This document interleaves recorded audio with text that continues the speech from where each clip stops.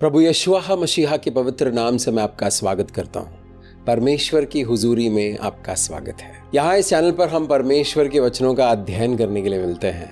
परमेश्वर के वचनों में से रहस्यमय बातों का खुलासा होता है। परमेश्वर के राज्य के बारे में, परमेश्वर के व्यक्तित्व के बारे में जब हमें वो ज्ञान मिलता है, परमेश्वर का राज्य का ज्ञान, परमेश्वर के कार्य नीतियों का ज्ञान, परमेश्वर किस तरह काम करते हैं हमारे जीवन में, जब इन बातों का ज्ञान हमें मिलता है तो हमारा जीवन स्ट्रांग होता है, हमारा जीवन पावरफुल होता है, हम सामर्थ्य से भर जाते हैं, हमें बुद्धि मिलता है, ज्ञान मिलता है, समझदारी मिलती है, समझने वाली बातों को समझने का अनुग्रह मिलता है। और समझने वाली बातों को जब हम समझते हैं तब हमारा जीवन आगे बढ़ता है। समझने वाली बातों को जब हम नहीं समझेंगे तो हम वहीं फंसे रहेंगे, क्योंकि हमें समझ में नहीं आ रहा है। इसलिए पवित्र आत्मा के साथ मिलकर हम ये कोशिश करते हैं कि इस चैनल के ऊपर आपको परमेश्वर के वचनों में से जो रहस्य है, जो उनका ज्ञान है, वो मिलता रहे और लगातार मिलता रहे, ताकि आपका जीवन स्ट्रांग हो, आपका जीवन उन्नति और प्रगति के रास्ते पर अग्रसर हो, आप आगे बढ़े, आप अपने नियति को पूरा करें, आप अपने परमेश्वर को सही रीति से जानकर, परमेश्वर की नीतियों के मुताबिक चलकर आप अपने जीवन को कामयाब बना सकते हैं प्रभु यशुआ मसीहा में। पिता परमेश्वर ने अपने इकलौते पुत्र को भेजा, मेमना बनाकर भेजा। क्यों? बलि देनी थी, जीवन की कुर्बानी देनी थी। क्यों? आपके और मेरे जीवन को बचाने के लिए। पाप की वजह से, बुराई की वजह से मनुष्य जाति का जीवन बिल्कुल नर्क जैसा हो गया था, बिल्कुल अंधकार में चला गया था। मैं उस अंधकार का शिकार हूं। मेरा अपना जीवन एक बहुत गहरे अंधकार में था, लेकिन हमारे प्रभु यशुआ मसीहा ने अपने जीवन की आहुति दी। उन्होंने अपने शरीर के ऊपर जख्मों को झेला। एक जानवर के साथ भी ऐसा व्यवहार नहीं करता है इंसान, उस तरह का व्यवहार मनुष्य जाति से करवाया परमेश्वर ने। हमारे प्रभु यशुआ मसीहा को प्रताड़ित किया, उनको कोड़े मारे, उनकी चमड़ी उधेड़ दी। जिस क्रूस पर उनको लटकाना था, उस क्रूस को उठाकर कलवरी के पहाड़ के उस चोटी तक पहुंचे, जहां पर उसी क्रूस के ऊपर कील ठोक कर उन्हें लटकाया गया। वहां पर उनकी मृत्यु हुई। वो मृत्यु हमें जीवन देता है। उसके बाद उनको कब्र में गाड़ा गया था और वो तीसरे दिन मुर्दों में से जी उठे थे। जी उठने के साथ साथ हमें उन्होंने पुनरुत्थान का सामर्थ्य दिया। यानी जहां जीवन खत्म होता है, जहां हमारे जीवन के कुछ पहलुओं में मृत्यु ने आकर नाश कर दिया, वहां पर पुनर्स्थापना होगी, वहां पर पुनरुत्थान होगा, वहां पर फिर से जीवन पनपेगा। इसलिए हमारे प्रभु यशुआ मसीहा ने अपनी जीवन की आहुति देकर हमें पाप की प्रभुताई से, पाप की पकड़ से और पाप की सजा से छुड़ाकर अनंत जीवन के लिए तैयार किया, अनंत जीवन में आगे बढ़ने के लिए रास्ता बनाया। पिता परमेश्वर ने अपने प्रेम का जो प्रमाण दिया, उस प्रमाण पर जब हम विश्वास करते हैं, परमेश्वर के वचनों को पढ़ते हैं, समझते हैं और विश्वास करते हैं, तो हम अनंत जीवन में चलते हैं। अनंत जीवन मरने की बात नहीं है, अनंत जीवन अभी है। हम अनंत जीवन से जीवन ले सकते हैं और अपने जीवन को कामयाब बना सकते हैं। हम विश्वासियों के जीवन में आराधना का बड़ा महत्व है। जब हम कलीसिया जाते हैं, वहां पर आराधना होता ही होता है। हम घरों में आराधना करते हैं। परमेश्वर की आराधना करना हमारे जीवन का एक अहम हिस्सा है। जब हम परमेश्वर पर विश्वास करके, प्रभु यशुआ मसीहा पर विश्वास करके पवित्र आत्मा के साथ चलते हैं, तो पवित्र आत्मा के जरिए हम आराधना करते हैं। आत्मा और सच्चाई में हम आराधना करते हैं। जब भी हम आराधना के बारे में सोचते हैं तो हमें संगीत याद आता है, हमें कोई गीत याद आता है, हमें कोई भजन याद आता है, क्योंकि हम गीत गाकर, संगीत के उपकरणों को बजाकर परमेश्वर की आराधना करते हैं। क्या सिर्फ भजन गाना, संगीत के उपकरणों को बजाना और गीत गाना ही आराधना है? गाना तो पूरी दुनिया गाती है, संगीत के उपकरण भी बहुत सारे लोग बजाते हैं, तो क्या सिर्फ वो आराधना है? नहीं। उन संगीत के उपकरणों के जरिए जब हम अपने भजन और अपने गीत के जरिए परमेश्वर के लिए जो प्रेम है, परमेश्वर की जो महिमा है, उसको जब उठाते हैं, परमेश्वर से प्रेम करते हैं, परमेश्वर की महिमा करते हैं, तब वो आराधना बनता है। सिर्फ गीत गाना, संगीत के कोई उपकरण को बजाना आराधना नहीं है। उस आराधना में, उस कार्य में प्रेम होना चाहिए। आइए समझते हैं आराधना है क्या। हम आराधना करते हैं, लेकिन अगर हमने आराधना को, हमने वर्शिप को समझ कर किया तो हमारी आराधना सही जगह पर पहुंचेगी। जब हम प्रार्थना के जरिए आराधना करते हैं, जब आराधना के जरिए प्रार्थना करते हैं, तो परमेश्वर की उपस्थिति में हमारी आराधना एक खुशबू बनकर पहुंचती है। इसलिए आराधना को समझकर करना बहुत जरूरी है, क्योंकि कुछ लोग सिर्फ गीत गाते हैं, वो लोग गाना बहुत अच्छा गा लेते हैं, सुर ताल टेक्निकलिटीज बहुत अच्छा गाते हैं। जब कभी कभी ऐसे लोग गाते हैं तब आपको कुछ फील नहीं होता, बड़ा सूखा सूखा सा लगता है। क्यों? क्योंकि वो हृदय से नहीं कर रहे हैं, वो दिमाग से गाना गा रहे हैं, वो दिमाग से यंत्र बजा रहे हैं। लेकिन जब कोई इंसान अपने हृदय को खोलकर अपनी आत्मा से और सच्चाई से, प्रेम से गीत गाता है, तो वो अभिषेक आप तक पहुंचता है। क्या आप लोगों ने कभी ये महसूस किया है? मैंने तो किया है। सिर्फ गाना गाने वाले लोग नहीं, हर विश्वासी को आराधना करना चाहिए। अरे लेकिन ब्रदर, मेरी तो आवाज अच्छी नहीं है। कोई फर्क नहीं पड़ता है। परमेश्वर को आपकी जो आवाज है, जिस तरह आप भजन गाते हो, जिस मोहब्बत से आप करते हो, वो पसंद है। तो आप मोहब्बत से कीजिए, आप प्रेम से कीजिए। परमेश्वर की आराधना करना क्या है? आइए इस बात को समझते हैं। प्रभु के प्रति प्रेम व्यक्त करना, यानी परमेश्वर को बोलना कि मैं भी आपसे प्रेम करता हूं। आपके हृदय का अधिक प्रेम परमेश्वर तक पहुंचाना, परमेश्वर का आदर सम्मान, उनकी महिमा करना, उनके नाम को ऊंचा उठाना, उनके उस रुतबे को ऊंचा उठाना, परमेश्वर के प्रति अपना भक्ति दिखाना आराधना है। परमेश्वर का आदर करना आराधना है।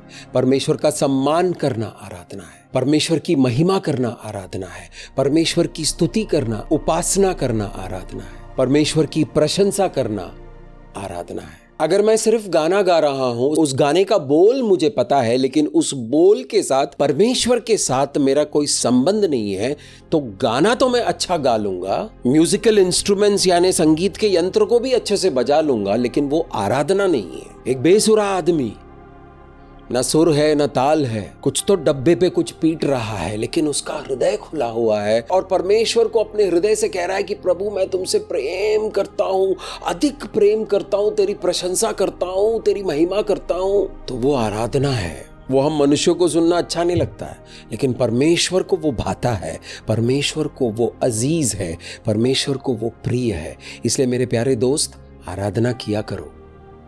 गाना आता है, बजाना आता है, नहीं आता है, आराधना किया करो। मैं तो करता हूँ, सुर में हूँ, बेसुरा हूँ, मैं अपने एकांत में परमेश्वर की आराधना करता हूँ। लोगों के सामने जाऊंगा तो प्रॉब्लम है ना, एकांत में करता हूँ। परमेश्वर को बहुत भाता है, ईमानदारी से, सच्चाई से, आत्मा से और प्रेम से करना है, वो आराधना है। और क्या है आराधना? परमेश्वर की उपासना करना, परमेश्वर की महिमा करना। परमेश्वर की उपासना करने का मतलब है कि आपको परमेश्वर की हुजूरी में उपस्थित होना है। किसी राजा या किसी बड़े आदमी की उपासना करने जाते हो तो वहां पर उपस्थित होना जरूरी है। मैं फिल्म लाइन में था तो लोग जब फिल्म स्टार से मिलने आते थे, जब टीवी सीरियल के कलाकारों से मिलने आते थे, तो वो हमारी तारीफ करते थे, कलाकारों की तारीफ करते थे कि आप ऐसे हो, आप हमारे फेवरेट हो, आपका वो सीरियल देखा, आपका वो फिल्म देखा, आप जब वो करते थे हमें बड़ा अच्छा लगा। तो वो वहां उपस्थित थे, वो अपनी बातों से हमारी उपासना करते थे। क्यों? क्योंकि वो फैन है, वो उस कलाकार के, वो उस फिल्म स्टार के आराधक हैं। मनुष्यों की आराधना हम बराबर करते हैं, जो हमें नहीं करना चाहिए। परमेश्वर की आराधना करते वक्त हम कंजूसी क्यों दिखाएं? हमें परमेश्वर की खुले दिल से आराधना करनी चाहिए और हमें परमेश्वर की उपस्थिति में उपस्थित होना है। अगर हम उपस्थित नहीं होंगे तो हम उपासना कैसे करेंगे, हम प्रशंसा कैसे करेंगे, हम स्तुति कैसे करेंगे, हम महिमा कैसे करेंगे? परमेश्वर ने आपके जीवन में जो अद्भुत कार्य किया है, परमेश्वर की महिमा के बारे में जो आप जानते हो, परमेश्वर का जो भी ज्ञान आपको मिला है, प्रभु यशुआ मसीहा की जो कुर्बानी के बारे में आप जानते हो, आपके उद्धार के बारे में आप जानते हो, आपको परमेश्वर ने अंधकार से छुड़ाया, पाप की प्रभुताई से छुड़ाया, पाप की सजा से छुड़ाया है, अनंत मृत्यु से छुड़ाया है।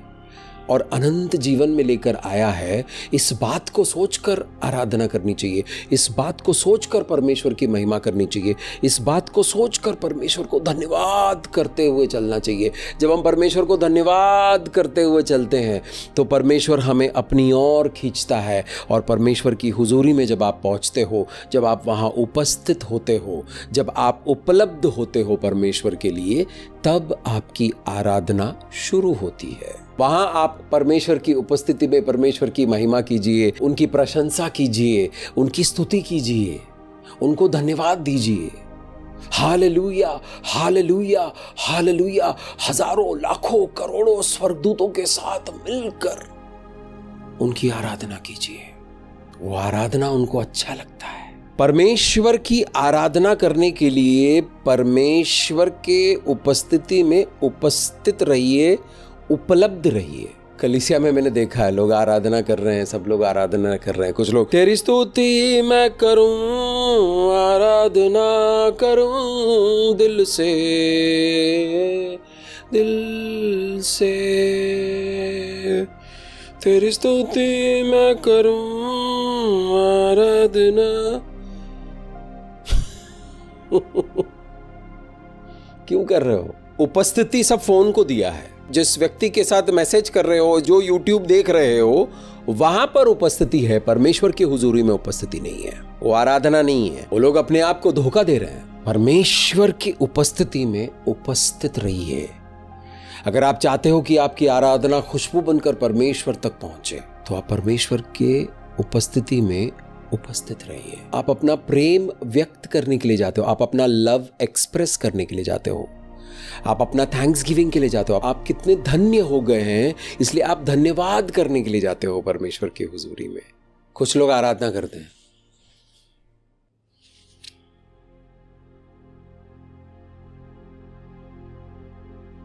सोचते हैं कि पता नहीं इनको क्या प्रॉब्लम है, इतना क्यों उछल रहे हैं। उनका मन कठोर हो गया है, वो आराधना कर नहीं पा रहे हैं। जब आपसे आराधना नहीं होता है तो आपका बड़ा नुकसान होता है। आपको पता है, जब किसी मनुष्य से आराधना नहीं होता है उसका बड़ा नुकसान होता है। उसकी आराधना एक खुशबू बनकर परमेश्वर तक पहुंचता नहीं है।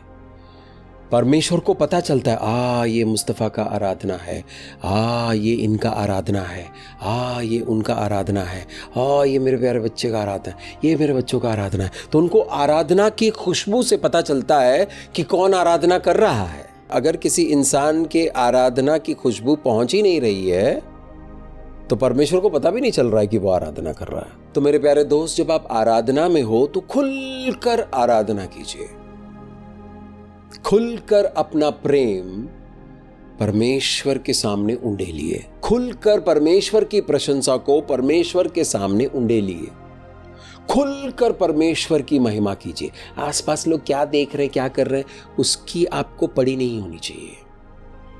मैंने मैं दिल खोलकर करूंगा तो लोग सोचेंगे कि मैं पागल हो गया हूं। लोग टाइट होकर आराधना करते हैं, इतना ही करना चाहिए।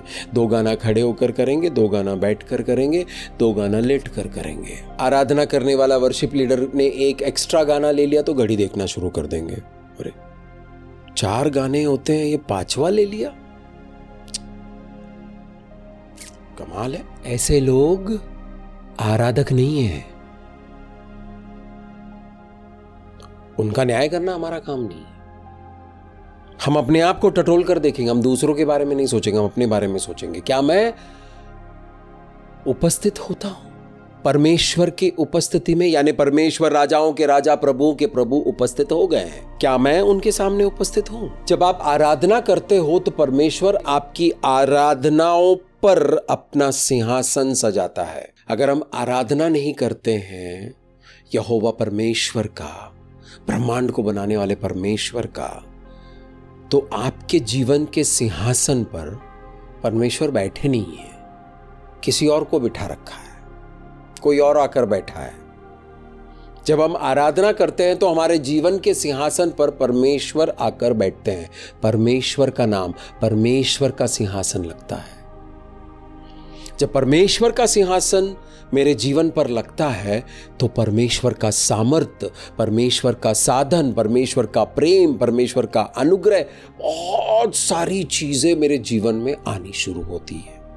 स्तुति आराधना ऊपर जाती है, आशीष लेकर नीचे आती है।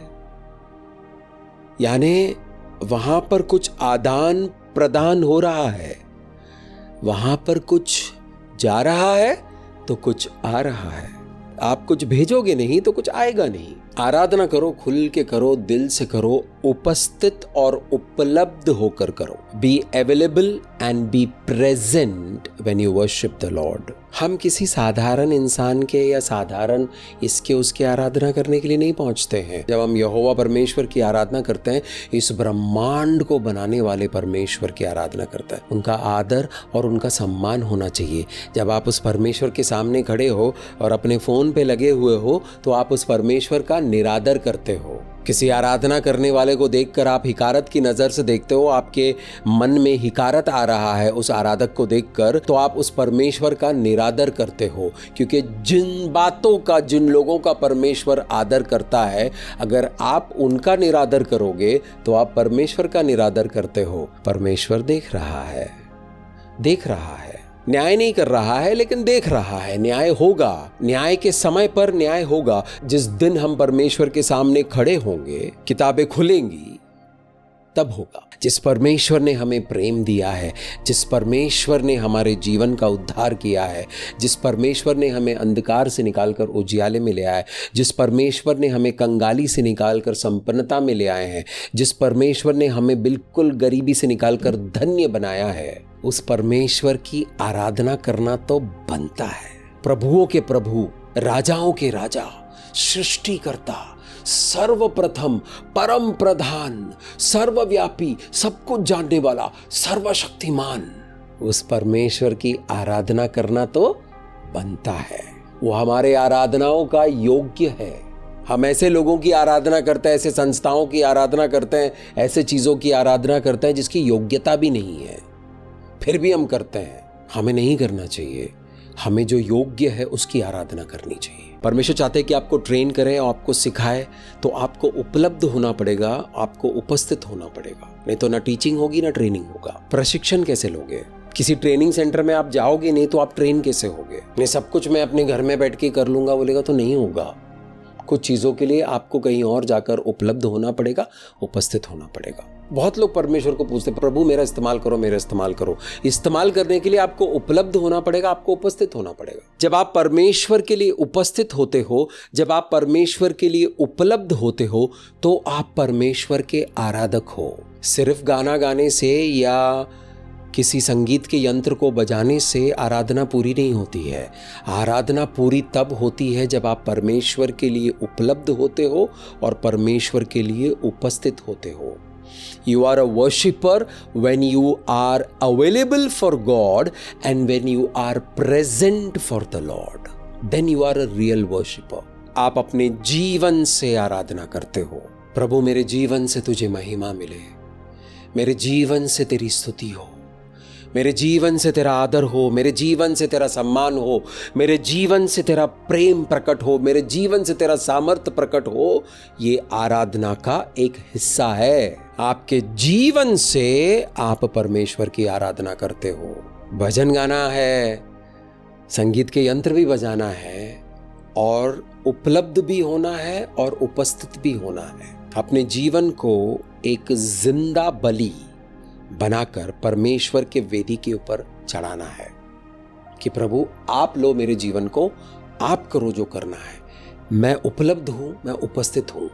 और आप हैरान होगा ये देखकर परमेश्वर किस तरह आपके जीवन को बदलता है, किस तरह आपके परिस्थितियों को बदलता है, किस तरह आपको गरीबी से निकालकर संपन्नता में ले आता है, किस तरह आपको अंधकार से निकालकर उजियाले में ले आता है, किस तरह आपको बेबुद्धि से लेकर बुद्धिमानता में ले आता है। आप हैरान हो जाओगे कि परमेश्वर किस तरह काम करता है। एक सवाल उठाते हैं, हमें क्यों आराधना करनी चाहिए? हम परमेश्वर की आराधना क्यों करें? क्यों? Why should be worship the almighty God? आइए इस सवाल का जवाब ढूंढते हैं। सबसे पहले परमेश्वर सृष्टि के रचयिता है। इस ब्रह्मांड को बनाने वाला परमेश्वर है, आपको बनाने वाला परमेश्वर है, इसलिए उनकी आराधना होनी चाहिए।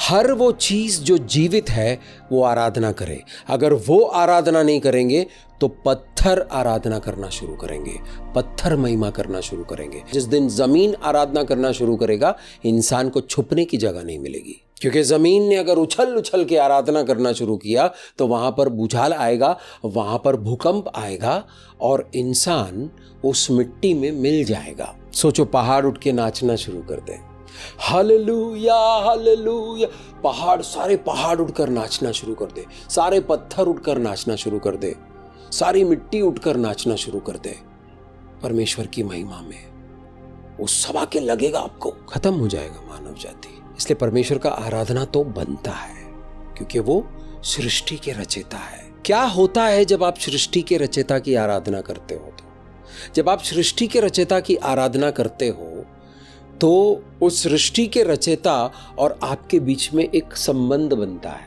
और आपके जीवन में जो रचना चाहते हो, जिस बिजनेस को खड़ा करना चाहते हो, जिस परिवार को चलाना चाहते हो, जिन बच्चों की परवरिश करना चाहते हो, शादी करना चाहते हो, सेवकाई करना चाहते हो, आत्मा में बढ़ना चाहते हो, ये करना चाहते हो, ये बनाना चाहते हो, ये सब बनाने करने के लिए आपके साथ रचना करने वाला खुद जुड़ जाए तो आपके जीवन में सृष्टि और रचना होती रहेगी। इसलिए आपको और मुझे सृष्टि के रचयिता की आराधना करनी चाहिए। सृष्टि के रचयिता के लिए आराधना तो बनता है। आप जो भी अपने जीवन में करना चाहते हो वो आप सृष्टि करना चाहते हो। किसी को अकाउंटेंट बनना है, किसी को एक्टर बनना है, किसी को इंडस्ट्रियलिस्ट बनना है, किसी को बिजनेसमैन बनना है, किसी को ये बनना है, किसी को वो बनना है, वो सब सृष्टि है। और सृष्टि के रचयिता अगर आपके साथ है तो आपके जीवन में रचना होती रहेगी।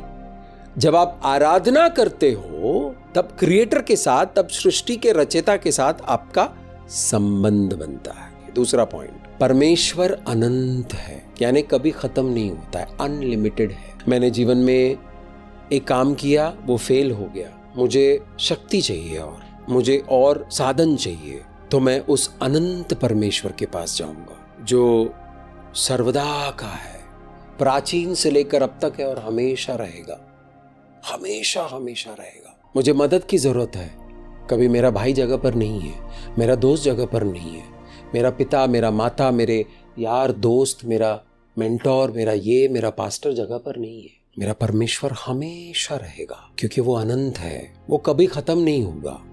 पिता का प्रेम खत्म हो जाएगा, माता का प्रेम खत्म हो जाएगा, दोस्तों का प्रेम खत्म हो जाएगा, लोगों का सपोर्ट खत्म हो जाएगा, खुद का स्ट्रेंथ, खुद की ताकत खत्म हो जाएगी। लेकिन परमेश्वर अनलिमिटेड है, इनफाइनाइट है, अनंत है, उनके पास किसी चीज की कमी घटी नहीं है।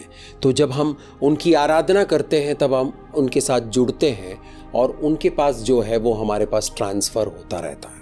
आराधना ढोंग से नहीं कर सकते हो, ढोंग से कनेक्शन नहीं बना सकते हो। लोग एक दूसरे के साथ ढोंग करके कनेक्शन बनाते हैं और उस ढोंग में खुद भी बेवकूफ़ बन जाते हैं और दूसरों को भी बेवकूफ़ बनाते हैं, लेकिन हम परमेश्वर को बेवकूफ़ नहीं बना सकते।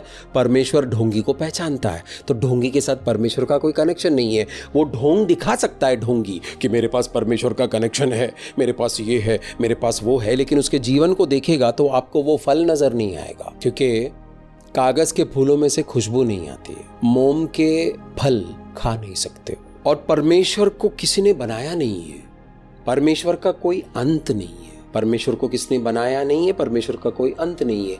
ये बनाना और अंत करना मनुष्यों के लिए। हम पैदा होते हैं और मरते हैं, हम कोई चीज़ बनाते हैं और वो एक्सपायर हो जाता है। ये क्रिएशन और एक्सपायरी, बनाना और बिगड़ना, शुरुआत और ख़त्म मनुष्यों के लिए है, क्योंकि हम समय में बंधे हुए हैं। परमेश्वर समय में बंधा हुआ नहीं है। ये परमेश्वर आपके लिए हर वक्त अवेलेबल होता है अगर आपका प्रेम का कनेक्शन होगा, आपका आराधना का कनेक्शन होगा, आपका रिलेशनशिप होगा उस परमेश्वर से, उस अनंत परमेश्वर से, तो वो कनेक्शन कभी ख़त्म नहीं होगा। उनका सपोर्ट, उनका एग्जिस्टेंस, उनकी उपलब्धि, उनकी उपस्थिति, उनका सब कुछ हमेशा आपके साथ बना रहेगा। ये मैं तजुर्बे के साथ कह रहा हूं, ये मैं एक्सपीरियंस की वजह से कह रहा हूं। कोई नहीं था जीवन में तो परमेश्वर था, वफादार, फेथफुल, खड़ा रहा, चलाता रहा, अपने वादों को पूरा करता रहा, आज भी खड़ा है, आज भी चला रहा है, आज भी अपने वादों को पूरा करता है। प्रेम संबंध है, गहरा होता जा रहा है। एक होना है मुझे परमेश्वर के साथ, अलग नहीं होना। ये मुस्तफा अलग, परमेश्वर अलग नहीं, एक होना है। मेरी ख्वाहिश है कि परमेश्वर की महिमा मेरे जीवन से हो, मुझे परमेश्वर के साथ एक होना है। मैं उस प्रोसेस में हूं, आप भी हो जाइए, एक हो जाइए परमेश्वर के साथ। कभी कमी घटी नहीं होगी, लगातार फ्लो बना रहेगा और आप गवाह बनोगे। आप आराधना करोगे, लोगों को बताओगे अपने जीवन से। जब आप गवाही देते हो तब आप परमेश्वर की आराधना करते हो। जब आप गवाही देते हो तो आप परमेश्वर की स्तुति करते हो। जब आप गवाही देते हो तो परमेश्वर के सामर्थ्य की प्रशंसा करते हो। गवाही देना परमेश्वर की आराधना है। तीसरा पॉइंट लिख लीजिए, परमेश्वर अचल है, कभी नहीं बदलता। मेरे दोस्त बदल जाते हैं, घर वाले बदल जाते हैं, कलीसिया वाले बदल जाते हैं, पास्टर भी बदल जाता है, ये भी बदल जाता है, वो भी बदल जाता है, हालात बदल जाते हैं, परमेश्वर कभी नहीं बदलता। परमेश्वर का प्रेम जो आपके लिए है वो कभी नहीं बदलेगा। अटूट प्रेम, अचल प्रेम, कभी नहीं बदलने वाला प्रेम, कभी नहीं बदलने वाला रिश्ता परमेश्वर की ओर से कभी नहीं बदलेगा। हम बदल सकते हैं। परमेश्वर बहुत हो गया आपके साथ रिश्ता, अभी आपके साथ रिश्ता नहीं करना है, मुझे दुनिया में जाके अंधकार के साथ रिश्ता बनाना है। मैं जा सकता हूं, परमेश्वर को बहुत दुख होगा, लेकिन परमेश्वर का प्रेम खुद से, परमेश्वर की ओर से मेरे लिए कभी नहीं बदलेगा, आपके लिए कभी नहीं बदलेगा।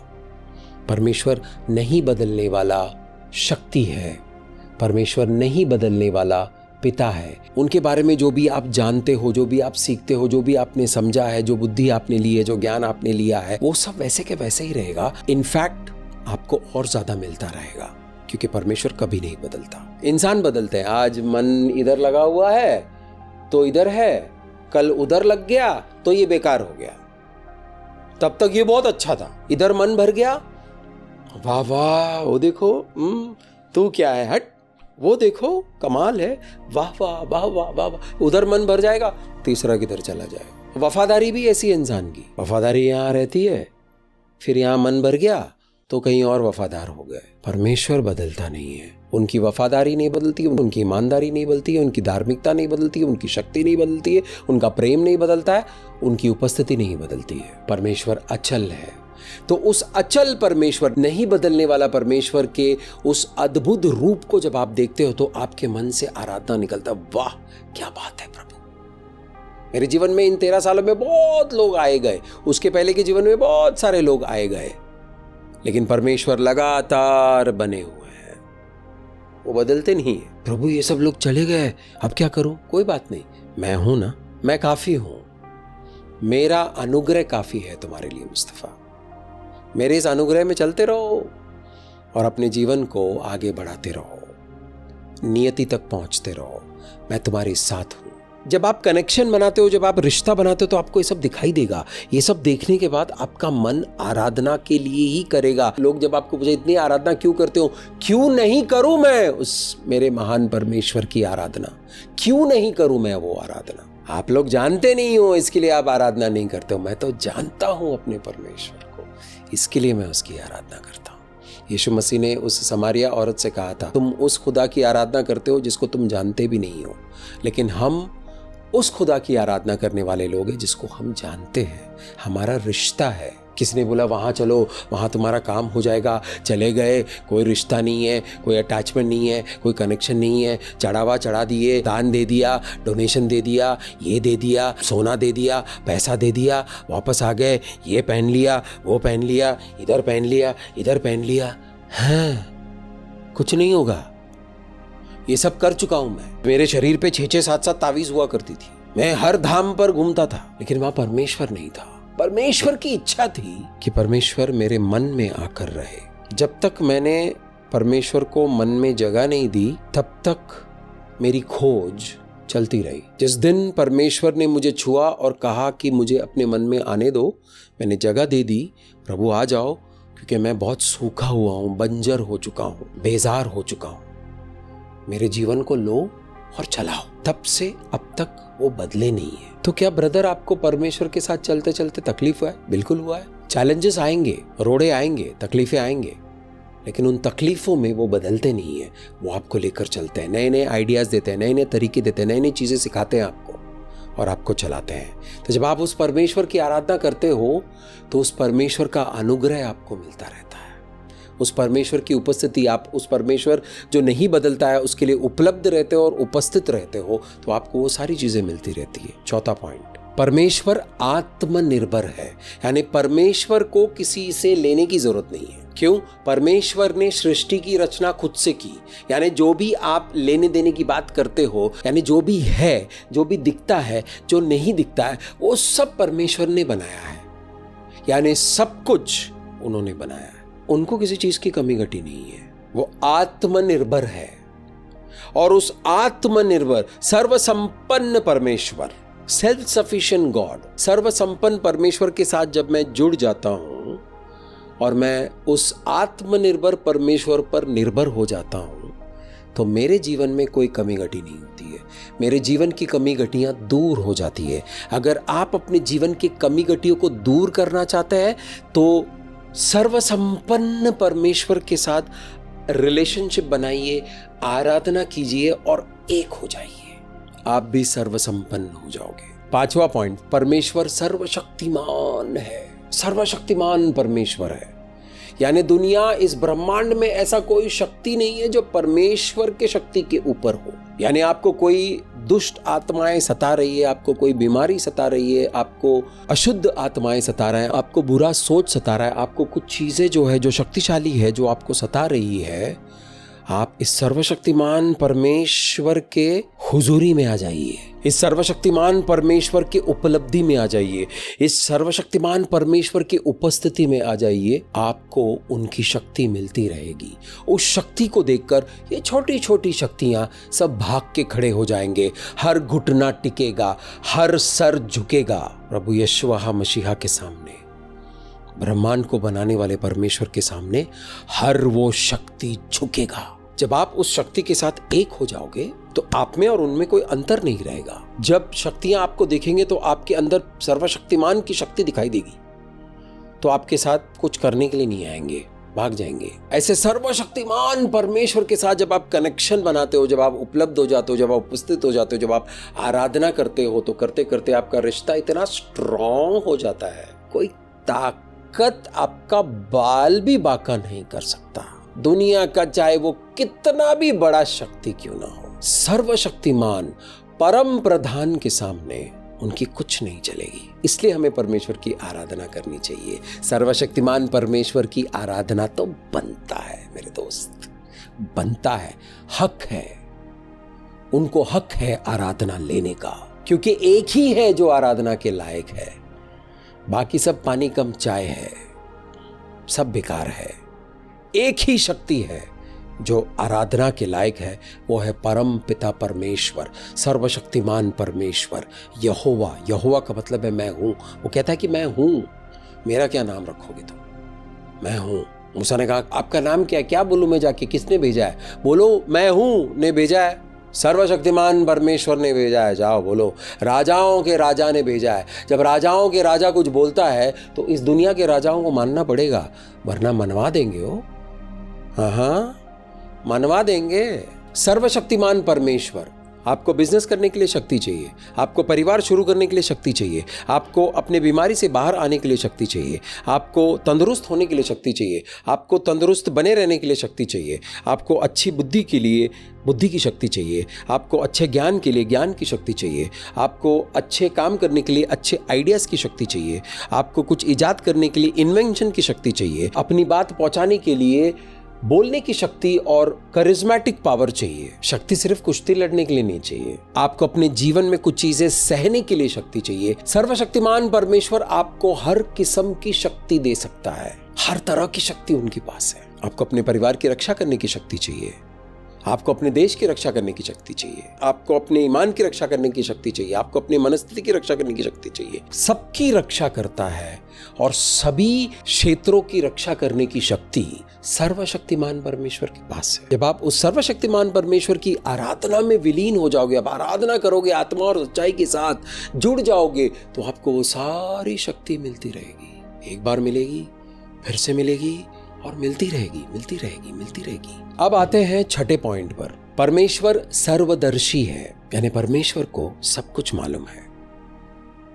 आपके शरीर में क्या हो रहा है वो मालूम है, आपके मन में क्या हो रहा है वो मालूम है, आपके हृदय को वो स्कैन करता है, आपके मन में किस तरह की चीज़ें घूम रही है वो भी मालूम है, आपको कौन सी चीज़ परेशान करती है वो भी मालूम है, आपके परिवारजनों को कौन सी चीज़ें परेशान करती है वो मालूम है, आप किन बातों से खुश होगे वो भी मालूम है, आपके जीवन में आगे चल के क्या होगा वो मालूम है, आपके जीवन में क्या हुआ वो भी मालूम है। सर्वव्यापी है, सर्वदर्शी है, सब कुछ मालूम है। जब आप सब कुछ मालूम होने वाले परमेश्वर की आराधना करते हो, जब आप उनके पास जाते हो, जब आप एक हो जाते हो, जब आप उनके फ्रीक्वेंसी में आते हो, जब आप उपलब्ध हो जाते हो, जब आप उपस्थित हो जाते हो, वो ओमिनिशिएंट गॉड के सामने, वो सर्वदर्शी गॉड के सामने, वो सर्वदर्शी परमेश्वर के सामने, सब कुछ जानने वाले परमेश्वर के सामने जब आप पहुंचते हो तो आपको उनका ज्ञान मिलना शुरू हो जाता है। 6 महीने में आपका बिजनेस किस तरफ करवट लेगा ये परमेश्वर जानता है, और कौन सी करवट अच्छी रहेगी वो भी परमेश्वर जानता है।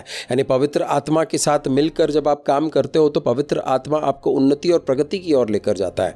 आपका आत्मिक बढ़ोतरी हो नहीं रहा है, जिन लोगों के साथ आप हो वहाँ आत्मिक बढ़ोतरी नहीं हो रहा है, तो परमेश्वर आपको गाइड करेगा ऐसे लोगों के बीच में जहाँ पर जाकर आपकी आत्मिक बढ़ोतरी बढ़ती रहेगी। परमेश्वर जानता है कि जो आपके साथ घूमने वाले जो लोग हैं, उन लोगों में से कितने लोगों के अंदर दुष्ट आत्माएं काम कर रही है जो उनके जरिए आपको नुकसान पहुंचा रहा है। उन बेचारों को पता नहीं है, क्योंकि वो बेचारे उस दुष्ट आत्माओं के हाथों की कठपुतली है। तो परमेश्वर कहता है कि मुस्तफ़ा उस इंसान से दूर हो जा, मुस्तफ़ा इस इंसान से दूर हो जा, मुस्तफ़ा इससे दूर हो जा।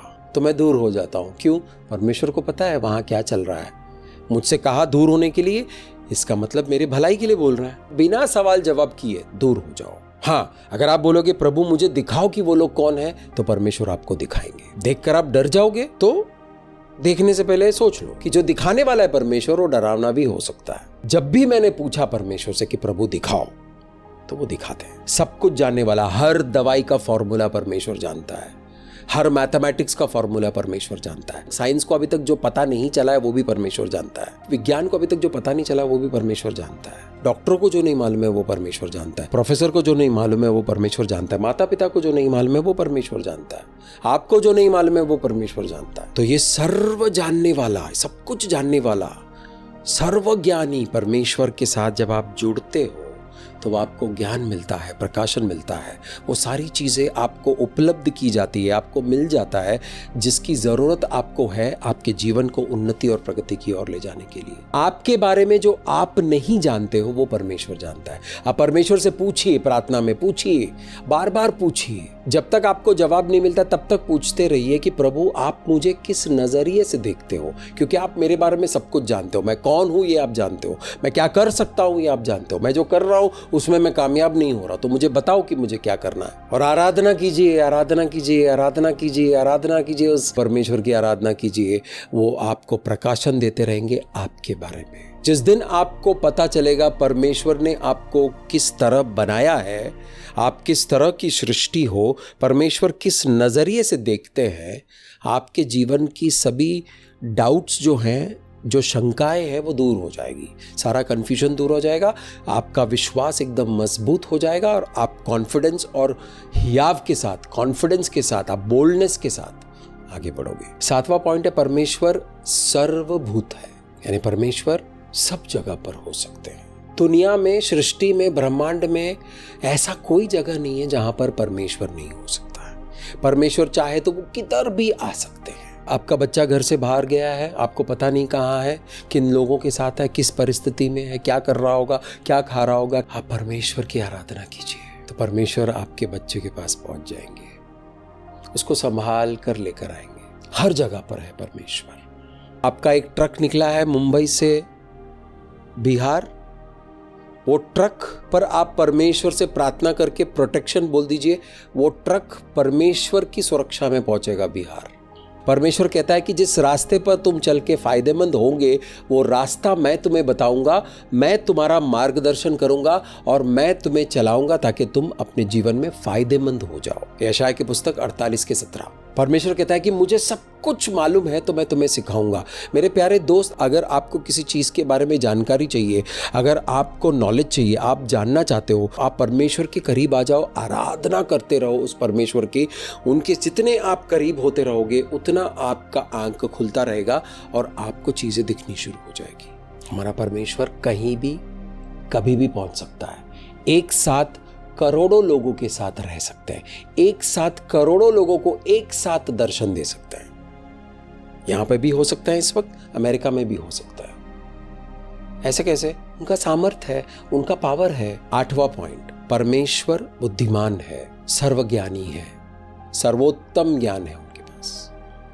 उनका ज्ञान परफेक्ट है, उसमें कोई खोट नहीं है, उनके बुद्धि में कोई खोट नहीं है, उनकी समझदारी में कोई खोट नहीं है। जब हम उस सर्वज्ञानी परमेश्वर की आराधना करते हैं तो हम उनके जैसे हो जाते हैं, क्योंकि उनकी छाया हम पर पड़ती रहती है। तो जब परमेश्वर का वो सामर्थ्य हमारे ऊपर पड़ता रहता है तो हम भी उनके जैसे हो जाते हैं। पुनर्स्थापना होती है, बदलाव होता है, परिवर्तन होता है हमारे जीवन में। इसीलिए आराधना तो बनता है मेरे दोस्त, आराधना तो बनता है। हम अपने जीवन में स्ट्रगल क्यों करते हैं, हम सही फैसले क्यों नहीं ले पाते? क्योंकि हमें सही समय पर सही बुद्धि नहीं मिलती है। लुटिया डुबाने के बाद हमको बुद्धि मिलती है। हाय, अब तो हमने लुटिया डुबा दी। जब चिड़िया चुग गई खेत तब हमें बुद्धि मिलता है, तब तक नुकसान हो चुका है। लेकिन जब आप बुद्धिमान परमेश्वर, सर्वोत्तम बुद्धिमान परमेश्वर, सर्वोत्तम बुद्धि, सर्वोच्च बुद्धि, उच्च कोटि का बुद्धि, उससे ज्यादा बुद्धि किसी के पास नहीं है, क्योंकि वो बुद्धि की शुरुआत है और बुद्धि का भरमार है। बुद्धि ही बुद्धि है, ज्ञान ही ज्ञान है, समझदारी ही समझदारी है। जब आप उनसे जाकर जुड़ते हो तो आपके जीवन में जो बुद्धि, ज्ञान, समझदारी आपको चाहिए वो सब आता रहेगा। उस बुद्धिमान परमेश्वर की बुद्धिमत्ता की आराधना करना तो बनता है, आराधना करना तो बनता है। आपको सिर्फ उपलब्ध होना है और उपस्थित होना है। आपको अवेलेबल रहना है और प्रेजेंट रहना है। कभी कभी हम अवेलेबल होते हैं कलीसिया में, प्रेजेंट नहीं होते हैं। परमेश्वर के दास ने पवित्र आत्मा के जरिए क्या बोला हमको याद भी नहीं है। खाने में क्या खाया वो याद है, लेकिन जीवन देने वाला जो शब्द आया था उसके बारे में कुछ नॉलेज नहीं है। आपके मन को साफ करना है तो आप आराधना कीजिए। हर रोज हमारे मन में कचरा आता है, हर रोज हम आराधना करेंगे। जब हम आराधना करेंगे तो वो कचरा साफ होता है। पवित्र आत्मा की पवित्र अग्नि आती है और उस कचरे को, उस कंटामिनेशन को, उस इन्फेक्शन को खींच लेती है, जलाकर राख कर देती है और आपको आजाद करता है उन्नति और प्रगति के रास्ते पर चलने के लिए। 9वां पॉइंट, परमेश्वर विश्वसनीय है, विश्वास योग्य है। विश्वसनीय परमेश्वर की आराधना करोगे, विश्वसनीय परमेश्वर के साथ संबंध बनाओगे, विश्वसनीय परमेश्वर के करीब जाओगे, विश्वसनीय परमेश्वर के वचनों में रहोगे तो आप भी विश्वसनीय हो जाओगे। जो इंसान विश्वास से भरा हुआ नहीं है वो विश्वसनीय नहीं हो सकता है। पहली फुर्सत में वो अविश्वास कर लेगा क्योंकि उसके अंदर अविश्वास है। जिनके अंदर धोखा है वो वफादार नहीं रह सकते हैं। लेकिन जिनके अंदर वफादारी है, परमेश्वर वफादार है, परमेश्वर विश्वास योग्य है, परमेश्वर विश्वसनीय है, मैं परमेश्वर के साथ जुड़ गया, परमेश्वर की विश्वसनीयता मेरे अंदर आ गई, परमेश्वर की विश्वास योग्यता मेरे अंदर आ गई, परमेश्वर का विश्वास मेरे अंदर आ गया, मैं भी विश्वसनीय बन गया। अब लोग विश्वास कर पाएंगे मुझ पर क्योंकि मैं वहां खड़ा मिलूंगा, उसी तरह आप भी खड़े मिलोगे जब आप उस विश्वसनीय परमेश्वर के साथ एक हो जाओगे, आराधना में एक हो जाओगे, बुद्धि में एक हो जाओगे, समझदारी में एक हो जाओगे। ये मेल मिलाप की सेवकाई परमेश्वर ने दी है यशुआ मसीहा की कुर्बानी के जरिए। ये कोई साधारण मेल मिलाप नहीं है, ये कोई टाइम पास वाला मेल मिलाप नहीं है। चलो हम लोगों के साथ मेल मिलाप करते हैं, बहुत सारा मेल मिलाप तो टाइम पास होता है क्योंकि कुछ लोग बकवास किए जाते हैं और हम लोग का टाइम वेस्ट होता रहता है। लेकिन आप उस वफादार परमेश्वर के साथ रहेंगे तो आपका टाइम वेस्ट नहीं होगा। आपका टाइम सही जगह पर बोया जाएगा, उसके बदले में आपको एक बहुत अच्छा फसल मिलेगा। वो फसल को देखकर आप परमेश्वर की आराधना करोगे। आपके जीवन में जो फ्रूट आता है, आपके जीवन में जो प्रतिफल आता है, आपके जीवन में जो अच्छे फल आता है, जो सफलता आती है, उसको देखकर आप परमेश्वर की और आराधना करोगे। प्रभु आइए क्या कर दिया मेरे जीवन से। मैं तो रोज आराधना करता हूँ क्योंकि जब मैं परमेश्वर के फलों को अपने जीवन में देखता हूँ तो मेरा मन आराधना करने के लिए तैयार हो जाता है, उसको तैयार करने की जरूरत नहीं होती, वो अपने आप तैयार हो जाता है। वाह परमेश्वर, वाह वाह प्रभु। जो लोग मुझसे बात करते हैं वो लोग जानते हैं कि मेरे मुंह से परमेश्वर की महिमा ही निकलती है, क्योंकि इन 13 सालों में मैंने परमेश्वर को अपने जीवन में ऐसे ऐसे काम करते हुए देखा है, लोगों के जीवन में ऐसे ऐसे काम करते हुए देखा है, मैं दंग रह जाता हूं, हैरान हो जाता हूं, और उस हैरानी में परमेश्वर की आराधना करता हूं। मतलब प्रभु कमाल है। लोगों पर विश्वास करते हो वो विश्वसनीय नहीं रहता है। आप अपने धन दौलत पर विश्वास करते हो, वो भी कभी कभी धोखा दे देता है। आप अपने गाड़ियों पे, अपने मकान पर, अपने प्रॉपर्टी पर विश्वास करते हो, लेकिन कोई बीमारी आती है तो ये कुछ नहीं कर सकता है। वो बीमारी आपको खाए जा रही है। आपकी प्रॉपर्टी कोई और लेकर जा रहा है, आपके बच्चे कहीं और चले गए हैं, कोई काम नहीं आया। लेकिन अगर आपके साथ परमेश्वर है, विश्वास योग्य परमेश्वर है, तो उस मुश्किल से निकलने का रास्ता वो बताएंगे और आपको वहां से निकालेंगे, क्योंकि वो मुझसे प्रीति रखता है। जब भी वो पुकारेगा मैं सुनकर जवाब दूंगा। जिस मुश्किल में है मैं भी उसके साथ उस मुश्किल में जाऊंगा, उसको उस मुश्किल से निकालकर ऊंचे स्थानों पर बिठाऊंगा। लंबी आयु से उसको मैं तृप्त करूंगा, अपने उद्धार का दर्शन दूंगा। जब आप परमेश्वर से प्रेम करते हैं और परमेश्वर आपसे प्रेम करते हैं तो परमेश्वर आपको अपने काम दिखाते हैं, क्योंकि उनको अच्छा लगता है आपको दिखाना। और आप देखकर आप परमेश्वर की वाह करते हो, महिमा करते हो, तो आपका रिश्ता एकदम और अच्छा हो जाता है और मजबूत हो जाता है। तो रहस्यमय बातें वो दिखाते हैं। देखो मैंने ये किया तो ये हुआ, सबको नहीं दिखाते। जो देखना चाहता है, जो परमेश्वर से प्रेम करता है, जो उसके साथ है, जो पापा के साथ चलते हैं, उनको दिखाते हैं। और वो विश्वास योग्य है। पैसा, हालात, सेहत सब आपको धोखा दे सकता है, लेकिन हमारा जो विश्वसनीय परमेश्वर है वो कभी भी धोखा नहीं देगा। वो कभी आपको छोड़ेगा नहीं, वो कभी आपको त्यागेगा नहीं। इसलिए उस विश्वास योग्य, उस विश्वसनीय परमेश्वर की आराधना तो बनता है। 10वां पॉइंट, परमेश्वर बहुत भला है। परमेश्वर आपके जीवन में भलाई भेजता रहता है, क्योंकि वो भला परमेश्वर है, अच्छा परमेश्वर। God is good. उनकी भलाई बुराई में नहीं बदलती है, वो भलाई करते रहता है। भली चीजें, अच्छी चीजें आपके जीवन में भेजते रहता है।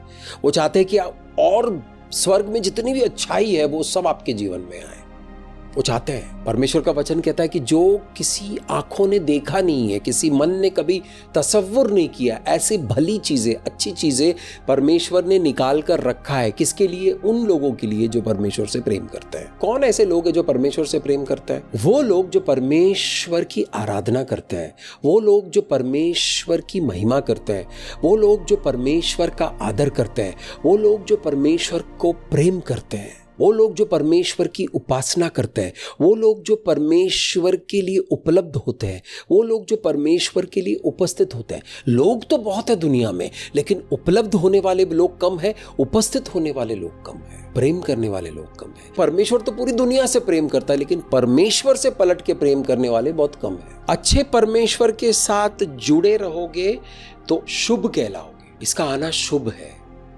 ये भाग्यवान है। यूसुफ के जीवन में भला परमेश्वर की उपस्थिति को देखा और उसने कहा कि यूसुफ तू भाग्यवान है।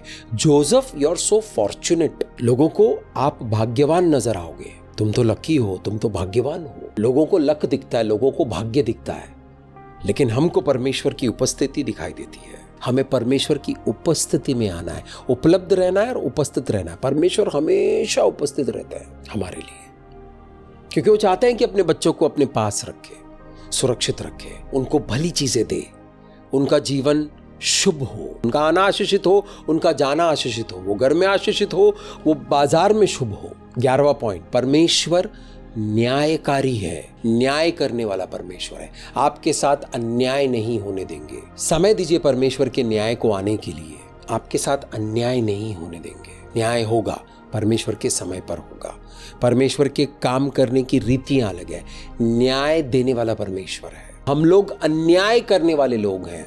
लोग एक दूसरे पर अन्याय करते रहते हैं। हम लोग बहुत बार खुद पर अन्याय करते हैं। कुछ लोग सिगरेट पीते हैं, शराब पीते हैं, मैं करता था, नशा करते हैं, अपने आप को काटते हैं। अन्याय है, ये अन्याय है। इतनी सारी सिगरेट पीना न्याय नहीं है। उस न्यायकारी परमेश्वर ने मुझे बचाया उस अन्याय से जो मैं खुद पर भी करता था और दूसरे लोगों पर भी करता था।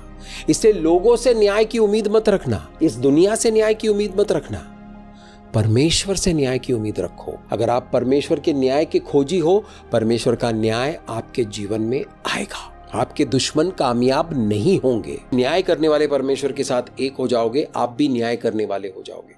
अच्छा न्याय करने वाला, चुगली करने वाला नहीं, मदद करने वाले बनोगे। परमेश्वर निष्कलंक है, बेदाग है, पवित्र है।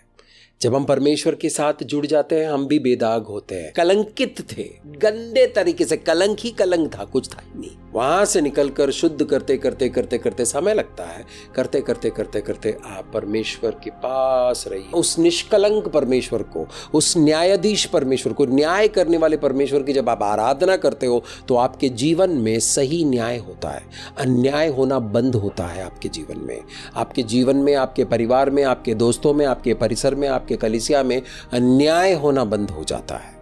12वां पॉइंट, परमेश्वर दयालु है, कृपालु है। परमेश्वर ने मुझ पर दया किया। परमेश्वर अनुग्रहकारी है, अनुग्रह किया परमेश्वर ने। मैं इस लायक नहीं था कि परमेश्वर की आत्मा मुझ पर आए, लेकिन परमेश्वर ने दया की। परमेश्वर ने आप पर भी दया की। परमेश्वर पूरे जगत से प्रेम किए थे तो परमेश्वर ने पूरे जगत पर दया दिखाई कि उन्होंने अपने इकलौते बेटे को भेजा। जो भी उस मेमने पर विश्वास करेगा, जो भी उस कुर्बानी पर विश्वास करेगा, जो भी परमेश्वर के पुत्र यहोशू मसीह पर विश्वास करेगा, वो अनंत जीवन पाएगा, उसका नाश नहीं होगा। ये दया नहीं तो और क्या है। मैं बचपन से कुचला गया, प्रताड़ित हुआ, गलत हुआ, कड़वाहट लेके चलता था, दुश्मनी, मार काट, लड़ाई झगड़ा, गाली गलौज, अंधकार ही अंधकार से भरा हुआ था, दुष्ट कामों में लगा हुआ था। लेकिन परमेश्वर की दया आई और परमेश्वर की दया ने मुझे छू लिया। परमेश्वर के अनुग्रह ने मुझे छुआ तो मुझे लगा ये क्या हो रहा है, मैं तो इस लायक भी नहीं हूँ। प्रभु यहोशू मसीह ने कहा, मैं तुमसे प्रेम करता हूँ मुस्तफा, अनंत प्रेम से मैंने तुम्हें प्रेम किया है। परमेश्वर आपसे कह रहे हैं इस वक्त, जो भी किया है मैं जानता हूं, लेकिन मैं तुमसे प्रेम करता हूं। अनंत प्रेम से मैंने तुम्हें प्रेम किया है। ये परमेश्वर की दया है। जो लोग हमारे खिलाफ आते हैं, हम कोशिश कर रहे हैं खड़े होने की, हम कोशिश कर रहे हैं कुछ बनने की, हम कोशिश कर रहे हैं परमेश्वर की धार्मिकता में चलने की, हम कोशिश कर रहे हैं ईमानदारी का जीवन जीने का, लेकिन ये अंधकार की दुनिया हमें चीर फाड़ करने के लिए हमारे ऊपर आ रही है और परमेश्वर की दया प्रकट हो जाती है। मेरे इस बच्चे को हाथ नहीं लगाना,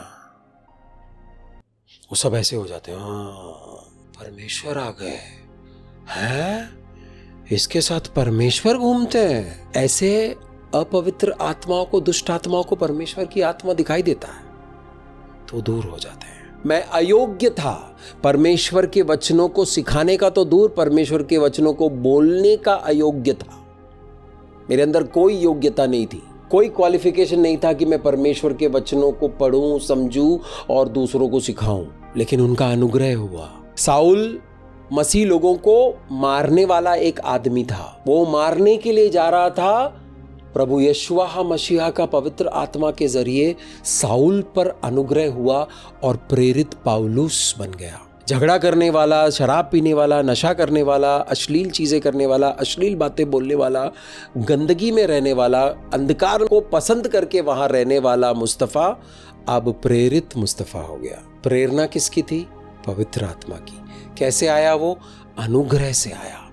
हम लोग अनुग्रह से उद्धार को पाते हैं, हम अपने काबिलियत की वजह से उद्धार को नहीं पाते हैं। इसलिए एक दूसरे को अनुग्रह से देखना, एक दूसरे पर दया करना, जिस तरह पिता ने तुम पर दया किया है तुम भी दया करना। जब आप उस दया करने वाले पिता परमेश्वर की आराधना करते हो तो उनकी दया आपके ऊपर आती रहती है और आपके जरिए वो दया दूसरे लोगों तक पहुंचती है, समाज में पहुंचता है, देश में पहुंचता है। इसलिए आराधना तो बनता है, उस दया करने वाले प्रभु की आराधना तो बनता है।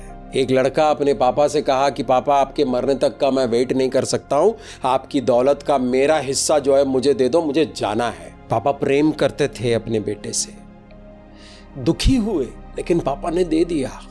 बेटा लेकर निकल गया, वैश्याओं में उड़ा दिया, सब कुछ खत्म कर दिया। लेकिन उस दया करने वाले पापा रोज इंतजार करके देखते थे कि मेरा बेटा आज भी नहीं आया। वो लड़का इसलिए वापस नहीं आया कि उसको अपने पिता से प्रेम था, वो लड़का इसलिए वापस आया क्योंकि उसको भूख लगी थी। और जहाँ वो लुट गया था वहाँ सुअरों के साथ बैठ के खाना खा रहा था, और वो चल के आ रहा था। वो सोचकर आया कि पापा से मैं कहूँगा पापा मुझे नौकर बनाकर रख लो लेकिन खाना दे दो। दयालु परमेश्वर है। लड़का भी घर तक पहुंचा भी नहीं, उस पापा की नजर उस लड़के पर थी। ब्रह्मांड को बनाने वाले परमेश्वर की नजर मुस्तफा पर थी कि जिस दिन लौटेगा मैं इसको गले लगा लूंगा। ब्रह्मांड को बनाने वाले परमेश्वर की नजर आप पर थी, है और हमेशा रहेगा। अनुग्रहकारी है, माफ करने वाला परमेश्वर है। मनुष्य एक दूसरे को माफ नहीं कर पाता है। मुझे बहुत मुश्किल होती थी लोगों को माफ करने के लिए। मैं माफ नहीं कर पाता था, मैं बदला लेता था। मैं 3 साल 4 साल उस बदले की आग में जलता रहता था। उसके साथ मेरा जीवन भी जल गया। लेकिन जैसे परमेश्वर का अनुग्रह, उनकी करुणा ने मेरे हृदय को छुआ तो ऐसे लग रहा कि लोहा लाल होता है ना तप के, उसके ऊपर पानी आ गया हो, ठंडा हो गया हो। आज मैं सीख रहा हूं, प्रैक्टिस करता हूं तुरंत लोगों को माफ करने की। तुरंत, उसी वक्त। घनघोर पाप करने वाले लोग हैं दुनिया में, घोर अपराध करने वाले लोग हैं, लेकिन परमेश्वर उनको माफ करता है। ये दया करने वाला परमेश्वर है, अनुग्रहकारी परमेश्वर है। इनकी आराधना तो बनती है। 13वां पॉइंट है, हमारा परमेश्वर पवित्र है। पवित्र पवित्र पवित्र है। उनके आसपास जो स्वर्गदूत हैं वो पवित्र पवित्र पवित्र के गुणगान गाते रहते हैं। होली होली होली होली होली। पूरा स्वर्ग का सर झुकता है जब वो लोग पवित्र पवित्र पवित्र करते हैं। परमेश्वर पवित्र है, अलग है, अलग है। समझ में नहीं आता है, अलग है, हमारी सोच से अलग है। हमारे काम करने के तरीके उनके काम करने के तरीकों जैसा नहीं है। उनका काम करने का तरीका अलग है, उनकी धार्मिकता अलग है, अलग है। पवित्र है, पवित्र है। इस पवित्र परमेश्वर की जब हम आराधना करते हैं तो उनकी पवित्रता ही हमारे ऊपर आती है। हम भी उनकी तरह पवित्र होते रहते हैं। अब मैं परफेक्ट हो गया हूं करके शान नहीं मारना, होगा नहीं अभी। जिस दिन यीशु मसीह आएगा उस दिन हम परफेक्ट किए जाएंगे। यानी हम ये करते करते सो जाएंगे एक दिन और यीशु मसीह आके हमें जगा देंगे। परमेश्वर की पवित्रता ही खत्म नहीं होती है। हम लोग कुछ दिन अच्छे रहते हैं, फिर हम वापस फिसल जाते हैं, बहक जाते हैं, लड़खड़ा जाते हैं। परमेश्वर ना बहकते हैं न लड़खड़ाते हैं। जब हम बहकते हैं तो हमें संभालते हैं, जब हम फिसलते हैं तो हमारे जमीन को वो बड़ा कर देता ताकि हमारे पैर फिसले नहीं। पवित्र परमेश्वर की आराधना तो बनता है। 14वां पॉइंट है, परमेश्वर महिमामय है। ब्रह्मांड के सभी शक्तियां परमेश्वर की महिमा में परमेश्वर की आराधना करते रहते हैं। उनकी महिमा जब उतरते हैं लोगों के ऊपर तो लोग कुछ बोलने लायक नहीं रहता है। बहुत अच्छा प्रचार करने वाला भी चुप हो जाता है। उसकी महिमा में हमें चुप ही रहना है। वो महिमामय परमेश्वर है, ब्रह्मांड को बनाने वाला परमेश्वर है। जहां जहां आपकी नजर जाएगी वहां वहां आपको परमेश्वर की महिमा दिखेगी। ब्रह्मांड में भी दिखेगी, अंतरिक्ष में भी दिखेगी और धरती पर भी दिखेगी। समुंदर को जाकर देखो कैसे संभाले रखा हुआ है समुंदर को। जब आप फ्लाइट में उड़ रहे होते हो, जब आप जमीन को देखते हो तो जमीन ऐसा पतला पतला छिलका जैसा लगता है और समुंदर इतना विशाल लगता है, ऐसा लगता है कि समुंदर किसी भी वक्त जमीन को निगल सकता है। लेकिन आज तक परमेश्वर ने निगलने नहीं दिया। नोआ को जो वादा किया था वो अभी तक निभा रहा है। पूरा जमीन निगलने नहीं दिया समुद्र को। और जहां आपकी नजर जाती है आपको परमेश्वर की महिमा दिखती है। परमेश्वर की महिमा जब हमारे जीवन पर उतरता है तो हम उठते हैं और प्रकाशमान हो जाता है। यशाया की पुस्तक 60वां अध्याय में यशाया कहता है कि उठो प्रकाशमान हो, यहोवा का तेज तुझ पर उदय हुआ है। उसका मतलब है कि यहोवा की महिमा तुझ पर आकर रुक गई है। परमेश्वर ढूंढ रहा है कि मैं अपनी महिमा किसके ऊपर रखूं। जब आप उस महिमामय परमेश्वर की आराधना करते हैं, परमेश्वर को वो कैंडिडेट दिखना शुरू होता है कि जिनके ऊपर परमेश्वर अपनी महिमा उतार सके। आत्मा और सच्चाई के साथ आराधना करने वाले लोग जब इकट्ठा होते हैं वहां परमेश्वर की महिमा उतरती है, क्योंकि आराधना करने वाले लोग परमेश्वर की महिमा ही तो कर रहे हैं। महिमा करते करते वो महिमा जो स्वर्ग में है वो धरती पर उतरता है और वहां पर चिन्ह चमत्कार होना शुरू होता है, वहां पर डिलीवरेंस होना शुरू होता है, वहां पर छुटकारा होना शुरू होता है, वहां पर चंगाई होनी शुरू हो जाती है। लोगों के कर्जे माफ हो जाते हैं, गरीबी दूर हो जाती है, बेरोजगार लोगों को रोजी रोजगार मिलता है, जो बर्बादी हो रही है परिवार में वो परिवार ठीक होना शुरू होता है, कैंसर शरीर को छोड़कर चला जाता है, लगड़े चलने शुरू हो जाते जाते हैं, अपाहिज लोग चलना फिरना शुरू कर देते हैं, अंधों को दिखाई देना शुरू करता है, बहरों को सुनाई देना शुरू करता है, आत्मा के अंधे बहरे भी होते हैं, उनको भी आत्मिक चीजें दिखनी शुरू हो जाती है, गूंगे बोल पड़ते हैं, सामर्थ आता है, महिमा उतरती है। जब हम वाकई में जिस तरह की आराधना परमेश्वर को देनी चाहिए उस तरह की आराधना जब हम करते हैं तो महिमा स्वर्ग से जमीन पर उतरता है। मैंने उतरते हुए देखा है, मैं उस महिमा में रहा, उस महिमा का अनुभव किया हूं। छुटकारा है उस महिमा में, आजादी है, प्रेम है, आनंद है, अभिषेक है, आशीष है, संपन्नता है, परिपूर्णता है, फुलनेस है। तो ऐसे महिमामय परमेश्वर की महिमा तो बनती है, आराधना तो बनता है। 15वां पॉइंट लिख लीजिए, 15th पॉइंट, प्रेम करने वाला परमेश्वर। क्यों आराधना करना चाहिए? क्योंकि हमारा परमेश्वर प्रेम करने वाला परमेश्वर है। जहां प्रेम है वहीं जीवन है। प्रेम परमेश्वर की शक्ति है। जब हम उस प्रेम करने वाले परमेश्वर की आराधना करते हैं तब हमें परमेश्वर का प्रेम मिलता है, हम परमेश्वर के उस प्रेम को ग्रहण कर सकते हैं। परमेश्वर ने अपने प्रेम का प्रमाण दिया है, अपने प्रेम को प्रदर्शित किया है। यशुआ मसीहा को स्वर्ग से नीचे उतारा, उनको मनुष्य बनाकर इस दुनिया में चलाया, उनकी आहुति दी, उनकी बलि दी और फिर उनको मुर्दों में से जिलाकर वापस अपने पास ले गए। ये परमेश्वर के प्रेम का प्रदर्शन है। जो भी इस प्रदर्शन पर विश्वास करेगा वो अनंत जीवन पाएगा। प्रेम करने वाला परमेश्वर हमारे बुराइयों, हमारे कमी घटियों को, हमारे दुष्टता को सब नजरअंदाज करके हमसे प्रेम करता है। हम तो किसी से प्रेम तब करते हैं जब सब कुछ ठीक चल रहा होता है, जब थोड़ा सा बिगड़ गया तो प्रेम गायब। लेकिन परमेश्वर प्रेम करने वाला परमेश्वर है। तो ऐसे प्रेम करने वाले परमेश्वर की आराधना तो बनता है, आराधना तो बनता है। जब हम आराधना करते हैं तब हम बीमारियों से आज़ाद होते हैं। जब हम आराधना करते हैं तो हम बेजारियों से आज़ाद होते हैं। जब हम आराधना करते हैं तो दुष्ट आत्माओं के पकड़ से हमें छुटकारा मिलता है। जब हम आराधना करते हैं तो दीवारें गिर जाती है, सलाखें खुल जाती है। जब प्रेरित पौलुस और सिलास को मार मार कर बंदी बनाकर जेल में रख दिया और उन्होंने आराधना शुरू किया और वो आराधना में इतने विलीन हो गए कि उनको बांध कर रखने वाली रस्सियां खुल गई, जेल में भूकंप आ गया, जेल के दरवाजे अपने आप खुल गए, ताले टूट गए, चेन टूट गया, सब कुछ टूट गया। आज़ादी है। आराधना करोगे सच्चे दिल से तो वहां पर आज़ादी है, वहाँ पे डिलीवरेंस है, हीलिंग है, चिन्ह है, चमत्कार है। क्यों?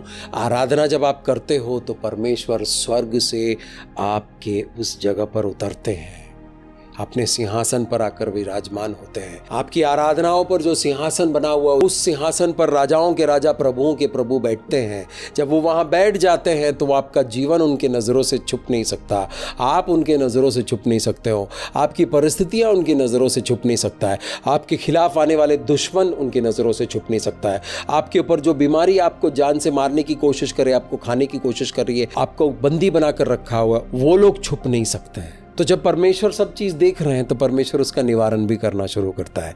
आराधना से छुटकारा मिलता है। आराधना मेरे और आपके जीवन का एक बहुत महत्वपूर्ण हिस्सा है। आराधना करने के लिए हमें उपलब्ध होना है, हमें उपस्थित होना है। मेरे जीवन में अगर मैं परमेश्वर के लिए उपलब्ध हूँ, मैं उपस्थित हूँ, तो मेरे जीवन से मैं परमेश्वर की आराधना करता हूँ। मेरे प्यारे दोस्त, आप अपने जीवन से परमेश्वर की आराधना कीजिए। परमेश्वर को धन्यवाद करें और परमेश्वर को कहिए, परमेश्वर को बोलिए कि प्रभु मैं अपने जीवन से तेरी आराधना करना चाहता हूँ, मैं अपने कामों से, अपनी बातों से तेरी आराधना करना चाहता हूँ। मैं भजन गाऊंगा, मैं गाना गाऊंगा, मैं संगीत के यंत्र भी बजाऊंगा, उसके साथ साथ मैं अपने जीवन से तेरी आराधना करना चाहता हूँ, अपने कामों से तेरी आराधना करना चाहता हूँ, अपनी बातों से तेरी आराधना करना चाहता हूँ, अपने रिश्तों से तेरी आराधना करना चाहता हूँ, अपने परिवार से, अपने बिजनेस से, अपनी सेवकाई से तेरी आराधना करना चाहता हूँ। अभिषेक मौजूद है, रिसीव करो। उपस्थिति का अभिषेक इस वक्त आपके ऊपर आ रहा है, उपलब्धि का अभिषेक इस वक्त आपके ऊपर आ रहा है। पिता परमेश्वर, इस अभिषेक के लिए धन्यवाद करते हैं प्रभु, वचन की गहराइयों में ले जाने के लिए धन्यवाद करते हैं पिता परमेश्वर। इस मैसेज से तेरी महिमा हो प्रभु। जो भी इस मैसेज को सुनेगा पिता परमेश्वर, वहां तेरी महिमा होगी पिता परमेश्वर, तेरी आराधना होगी पिता परमेश्वर। धन्यवाद करते हैं प्रभु। सारा आदर, महिमा, स्तुति, प्रशंसा आपकी हो पिता परमेश्वर। आपका बच्चा अंत तक इस मैसेज को सुन चुका है प्रभु, उसके जीवन से सभी बंदिशें टूट चुकी है। उसके जीवन में अंधकार की शक्तियों ने जो काम किया था वो सब खत्म हो चुका है। एक नया जीवन आप उंडेल रहे हो, बेदारी रिवाइवल उंडेल रहे हो पिता परमेश्वर। पुनर्स्थापना हो रही है वहां पर पिता परमेश्वर, उनके और उनके परिवार में। प्रभु धन्यवाद करता है। हर एक प्रार्थना आपके समक्ष एक खुशबू बनकर आती है, हर एक महिमा, हर एक आराधना आपके समक्ष एक खुशबू बनकर आती है, स्तुति आपके समक्ष एक खुशबू बनकर आती है। प्रभु ये प्रार्थना भी आपके समक्ष एक खुशबू बनकर आएगी पिता परमेश्वर। इस प्रार्थना को हम यीशु मसीह के पवित्र लहू में ढाकते हैं और यीशु मसीह के पवित्र नाम से इस प्रार्थना को मांगते हैं, आमीन। मेरा नाम मुस्तफ़ा है और मैं प्रभु यीशुआ मसीहा का दास हूँ। आप अपने जीवन से परमेश्वर की आराधना कीजिए, आमीन।